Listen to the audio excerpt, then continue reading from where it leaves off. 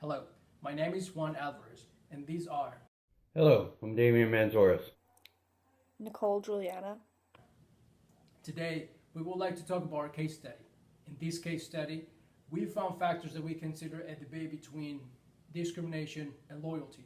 People get used to their responsibilities at work, but sometimes, or very often, they get to a point where ethics and morals are in conflict with the well being of the company. At that point, a decision must be made whether to follow your morals or to do what's best for the company. In our case, our boss asked us to interview a prospective new hire for a job that we know requires a lot of overtime. However, during the interview, the applicant reveals that she has four young children. We know our boss is not aware of this situation. The first debate was whether or not to tell our boss about the situation. As a group, we decided that without a doubt, we have to tell our boss about the situation. Next, we presented arguments to support why or why not to tell our boss.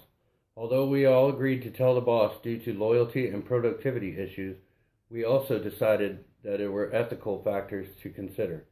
For instance, good communication among members of a company is important. In order to manage a company correctly, its members must be able to communicate, debate, and give their opinion about any subject, especially if it affects the company. In addition, it is a matter of loyalty.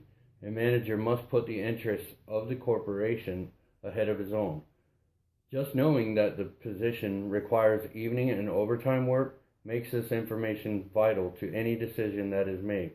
If you know that the job requires overtime, this could be a problem if the applicant were to be hired. However, we all agreed that it would be illegal not to hire the person based on the number of children they have, but it is still a good thing to keep in consideration. We decided that the best way to inform our boss about the situation was being direct and honest. It would be better if the decision was made by consulting our boss and not to make a unilateral decision that could hurt the company. Also, we considered that it was important to make sure that the focus was not only the four children, but to mention the qualifications of the applicant and benefits of hiring her. Lastly, on how we would have handled the job opening situation differently from the beginning to avoid putting ourselves in this situation, we all agreed on the importance of a very detailed job description. We would have made sure that the job description that was posted clearly stated that overtime and evening work would be a requirement for this position. Hopefully, this would avoid having applicants that were unable to complete the required duties from applying to this position.